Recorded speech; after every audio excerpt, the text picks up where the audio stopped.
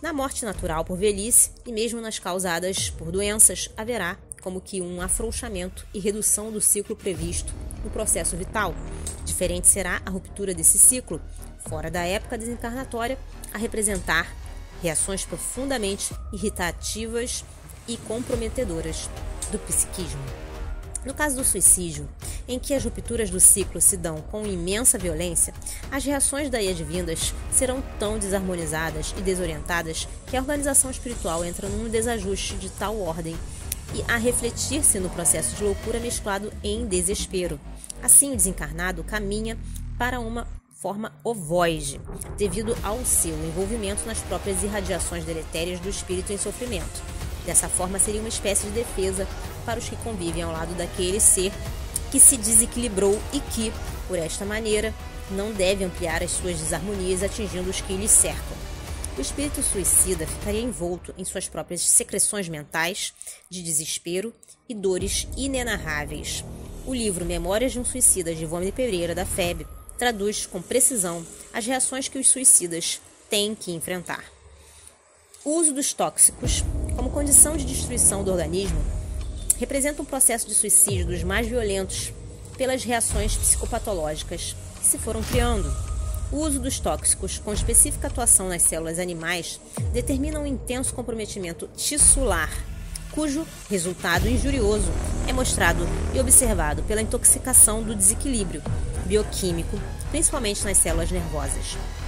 O uso constante do tóxico, pela qualidade bioenergética das moléculas dos alcaloides, faz com que a própria organização perispiritual absorva as irradiações deletérias, a determinarem severas lesões desses campos energéticos do psiquismo.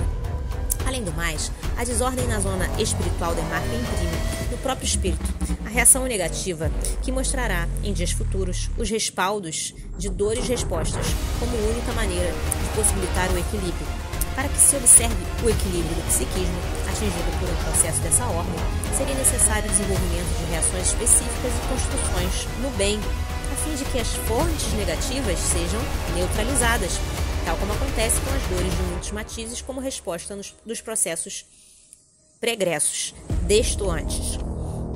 Todas as experiências absorvidas pelo espírito por um processo de maturação íntima um dia exteriorizarão os seus conteúdos como verdadeiras explosões psicológicas, benéficas ou maléficas, de acordo com a bagagem de experiências que o ser possui. Dentro dessas respostas do psiquismo, existem graus variáveis, como propostas de equilíbrio maturativo das experienciações. Os casos mais simples são muito semelhantes aos processos neuróticos, onde as condições psicológicas do próprio paciente ainda são clarificantes e de mais fácil motivação para sanar o processo. Nesses casos, os pacientes devem ser alertados e passam a compreender como lutar e buscar a harmonia psíquica que tanto anseiam. Nos casos em que o processo psicológico está totalmente bloqueado e envolvido pelo desequilíbrio, as reações do psiquismo muito se assemelham às manifestações psicóticas em que o curso de pensamentos e associação de ideias encontram-se absolutamente desestruturadas. É como se existisse uma implosão dos campos emocionais. Os processos negativos que foram criados e iniciados às expensas dos gigantes negativos da alma, ociosidade, tédio e depressão, alcançam algumas vezes reações de tal ordem que rompem as barreiras das chamadas neuroses compensatórias e penetram as malhas das psicoses, onde a ruptura da personalidade é a tônica básica. No caso dos tóxicos, a sua constante absorção pelo perispírito e destruição das correntes do ciclo de vida abreviarão os dias necessários ao encarnado que, sem o corpo físico como autêntico exaustor de descarga dessas reações, sofre imensamente o corte prematuro da zona física que lhe servia de suporte.